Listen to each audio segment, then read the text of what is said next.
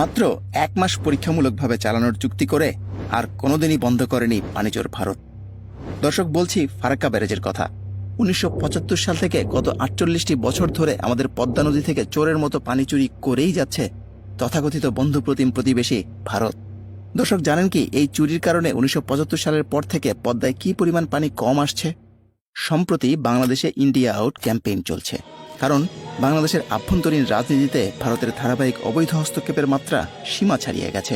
তবে কিন্তু দর্শক, ইন্ডিয়াকে আউটের এর চেয়েও গুরুতর কারণ অনেক আগে থেকেই মজুদ ছিল, আর তা হল পানি আগ্রাসন। গঙ্গা পদ্মা বেসিন অর্থাৎ দেশের দক্ষিণ পশ্চিমাঞ্চলের আন্তঃসীমান্ত নদীগুলোতে ভারত কি কি করেছে তা দেখলে আপনার মনে হবে পানিচোর ইন্ডিয়াকে আউট করা আরও অনেক আগেই জরুরি ছিল। এদেশের সবচেয়ে গুরুত্বপূর্ণ ও ক্ষতিগ্রস্ত অংশ পদ্মা রিভার সিস্টেমে কয়টি আন্তঃসীমান্ত নদী রয়েছে এবং তাদের কয়টির উপর পানিচোর ভারত কিছু না কিছু নির্মাণ করেছে, তাই আমরা আজকের পর্বে দেখাতে যাচ্ছি। বাংলাদেশের গঙ্গা পদ্মা রিভার বেসিন বৃহত্তর গঙ্গা রিভার সিস্টেমের একটি অংশ। এই বেসিনে আন্তঃসীমান্ত নদী রয়েছে ৮টি: রায়মঙ্গল, ইছামতি কালিন্দী, বেতনা কোদালিয়া, ভৈরব কপোতাক্ষ, মাথাভাঙ্গা, গঙ্গা, পাগলা এবং আত্রাই। জেনে অবাক হবেন, প্রতিবেশী দেশের প্রতি স্বাভাবিক নীতিবোধ তো দূরের কথা, আন্তর্জাতিক নদী আইনেরও তোয়াক্কা না করে ৮টির মধ্যে ৫টির উপরই উজানে পানি অপসারণমূলক কিছু না কিছু নির্মাণ করেছে পানিচোর ভারত, যার মধ্যে সবচেয়ে বড়টি হল গঙ্গা পদ্মা নদীর উপর ফারাক্কা ব্যারেজ।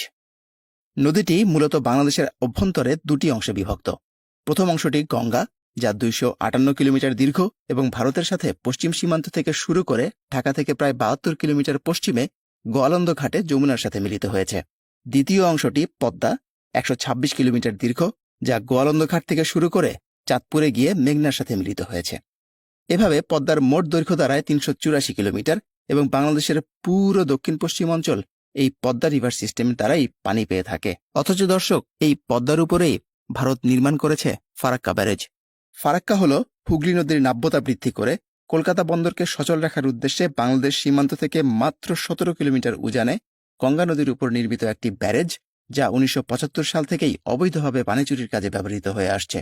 এই ব্যারেজের কারণে ১৯৭৫ সাল থেকে ৪৮ বছর ধরে গঙ্গা পদ্মা রিভার সিস্টেমে কমপক্ষে ৬০% পানি কম আসছে। দর্শক, চিন্তা করতে পারেন। আর এই অঞ্চলটি বাংলাদেশের মোট স্থলভাগের ৩৭% এবং মোট কৃষিজ ভূমির ৩০% এই অঞ্চল কভার করে। এদেশের এই গুরুত্বপূর্ণ অঞ্চলটিকে সিস্টেম্যাটিক্যালি মরুভূমিতে পরিণত করার জন্য ভারতের চাণক্য চাল কি ভয়াবহ তা কি বুঝতে পারছেন? ৬০% পানি কম আসায় এই রিভার সিস্টেমের অন্যান্য নদীগুলোও শুকিয়ে গেছে। দর্শক, আশা করি পদ্মা শুকিয়ে যাওয়ার সিগনিফিক্যান্সটা বুঝতে পারছেন। এর অর্থ শুধু একটি নদী শুকিয়ে যাওয়া নয়, বরং এর উপর নির্ভরশীল এই অঞ্চলের নারী ও রক্তস্বরূপ অন্যান্য মাঝারি নদীগুলোও হারিয়ে যাওয়া। দর্শক, দেখুন রিসার্চ পেপার কি বলছে।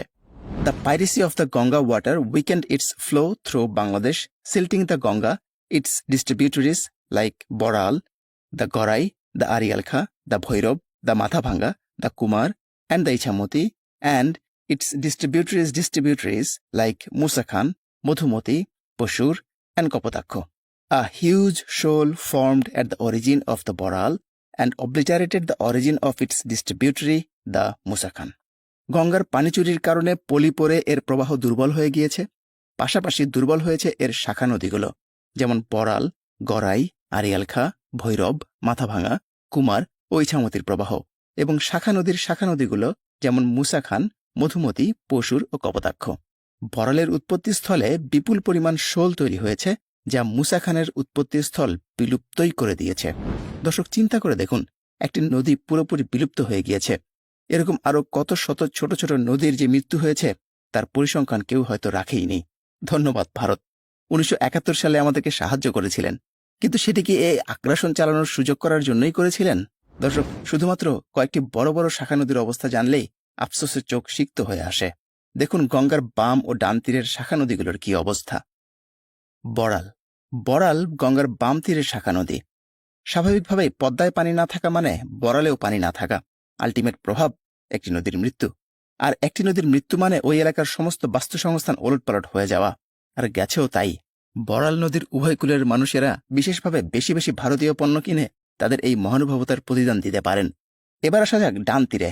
পদ্মার ডান তীরের গুরুত্বপূর্ণ শাখা নদীগুলো হল মাথাভাঙা, গড়াই, মধুমতি, কুমার এবং আরিয়ালখা। পানিচর ভারতের ফারাক্কা ব্যারেজের কারণে পদ্মা শুকিয়ে যাওয়ায় এই 5টি বড় বড় নদী আজ হয় মৃতপ্রায় নতুবা লবণাক্ততায় আক্রান্ত। দর্শক খেয়াল করে শুনুন, পদ্মা শুকিয়ে যাওয়ায় এই 5টি বড় বড় নদী আজ হয় মৃতপ্রায় নতুবা লবণাক্ততায় আক্রান্ত। বলুন তাহলে দর্শক, এসব মৃতপ্রায় নদীর আশেপাশে থাকা মানুষগুলো ভারত খেদাও বা ইন্ডিয়া আউট আন্দোলন করবে না তো কে করবে? এ অঞ্চলে পদ্মা বাদে বাকি 4টি আন্তঃসীমান্ত নদী হল আত্রাই, ইছামতি, ভৈরব ও বেতনা কোদালিয়া, যেগুলোর উপর পানিচর ভারত কোনো না কোনোভাবে বাঁধ দিয়েছে। আন্তঃসীমান্ত নদী আত্রাই। দর্শক দেখুন, আত্রাই নদীর উপর নির্মাণ করা হয়েছে আত্রাই লো হাইট ড্যাম। এরপর দেখুন আন্তঃসীমান্ত নদী ইছামতির কি অবস্থা। সাতক্ষীরার সীমান্ত নদী ইছামতির গতিপথ পরিবর্তনের ফলে প্রতি বছরই বাড়ছে ভাঙনের তীব্রতা। নদীতে বসতভিটা ও ফসলি জমি বিলীন হয়ে নিঃস্ব হচ্ছেন তীরবর্তী বাসিন্দারা। ভারতীয় অংশে পরিকল্পিতভাবে জমি ভরাট করে ইটভাটা নির্মাণ করায় নদীর গতিপথ পাল্টে বাংলাদেশ অংশে ভাঙন বেড়েছে বলে অভিযোগ স্থানীয়দের। ভাটার ইট সুরকি যা কিছু আছে ওরা মনে করেন ব্রিকেট দিয়ে পাইলিং করে ফেলায়, আর আমাদের এখানে যখনই কোনো পাইলিং দেওয়া হয় তখন ওরা বাধা সৃষ্টি করে। সীমান্ত নদী ইছামতির বাংলাদেশ অংশে ভাঙন বাড়লেও ভারতীয় অংশে জাগছে নতুন নতুন চর। এছাড়া ইছামতি নদীর উপর নির্মাণ করা হয়েছে বাঁধাল। খবরে প্রকাশিত, illegal transverse check dams that is বাঁধালস built on Ichamati near a village in Basirhat. এছাড়া একটি কংক্রিট ড্যামের খবরও পাওয়া যায়, যেমন এই খবরে দেখা যাচ্ছে, a large area of Itinda near Basirhat in north 24 Pargana was inundated on Sunday night when a concrete dam on the Ichamuti river was washed away because of the heavy tidal waves.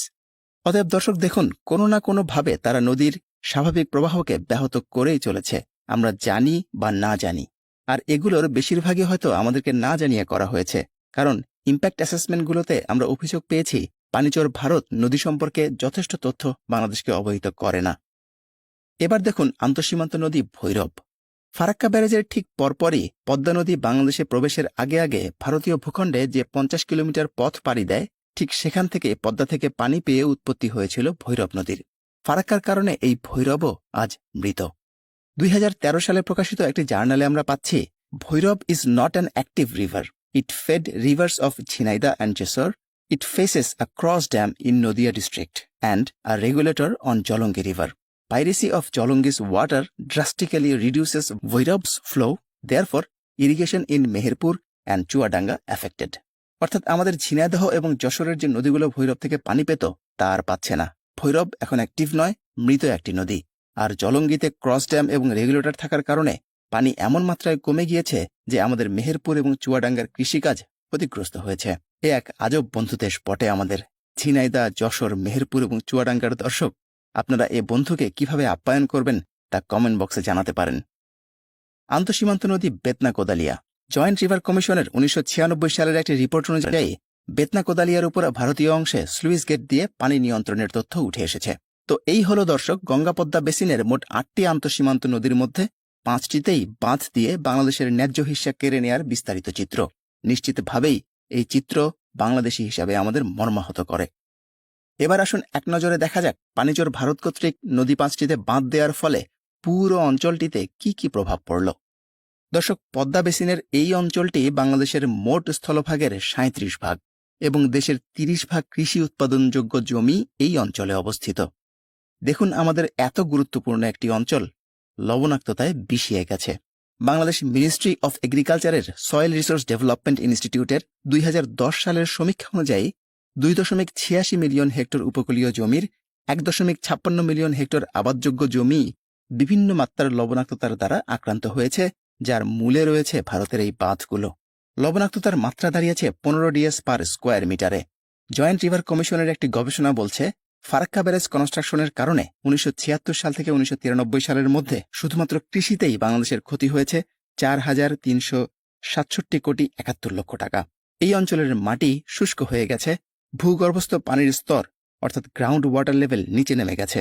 বিভিন্ন ধরনের রোগবালাই, বিশেষ করে চর্মরোগ, আর্সেনিকজনিত রোগ, এমনকি নারীদের জরায়ু ফেলে দেওয়ার মতো করুণ অবস্থার সৃষ্টি হয়েছে এই অঞ্চল জুড়ে, যা আমরা প্রথম পর্বে দেখিয়েছি। মানুষ জীবিকা পরিবর্তন করে কৃষিকাজ ছেড়ে অন্য কাজ করতে বাধ্য হচ্ছে, নতুবা শ্রমিক হিসেবে শহরের দিকে স্থানান্তরিত হচ্ছে। অর্থাৎ ইন্টারনাল মাইগ্রেশনের সংখ্যা নীরবে নিভৃতে আশঙ্কাজনক হারে বৃদ্ধি পেয়েছে। একটি গবেষণাপত্রে দেখা যাচ্ছে, বরিশাল অঞ্চলে 2001 থেকে 2011 এর মধ্যে 121.3% মাইগ্রেশন বৃদ্ধি পেয়েছে, আর খুলনা বিভাগে 206.2%। দর্শক চিন্তা করেছেন? আর শুধুমাত্র 15 বছরে সেটেলমেন্ট, ডিসপ্লেসমেন্ট, রিসেটেলমেন্ট, রিডিসপ্লেসমেন্ট অর্থাৎ SDRR সিন্ড্রোমের কারণে এখানকার মানুষ 4 থেকে 16 বার জায়গা বদল করেছে, ভাবতে পারেন? আর সর্বোপরি এই অঞ্চলের পুরো ইকোসিস্টেম বা বাস্তু সংস্থানই আজ ভয়ঙ্কর হুমকির মুখে। এসবের ফলে দর্শক কি মনে হয় আপনার?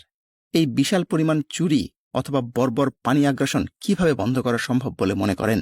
শুধুমাত্র পুতুল সরকারগুলো বদলালেই কি এ ধরনের দ্বিপাক্ষিক বিষয়ে নিজেদের হিস্সা বুঝে নেওয়া সম্ভব, নাকি এদেশের অথর্ব রাজনৈতিক সিস্টেমের আমূল পরিবর্তন দরকার? অপরদিকে সচেতন ভারতীয় জনগণেরও কি উচিত নয় প্রতিবেশীদের প্রতি তাদের সরকারগুলোর চোখ উল্টে থাকার ব্যাপারে সমালোচনামুখর হওয়া?